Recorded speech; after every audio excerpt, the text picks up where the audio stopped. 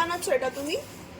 সেবাইয়ের পায়েস মিষ্টি ছাড়া, মধ্যে সেবাই বললে বার্মাসিল আছে, ওটা ওটা একটু ঘিয়ের মধ্যে কাজু কিশমিশ সব দিয়ে একটুখানি ফ্রাই করছি।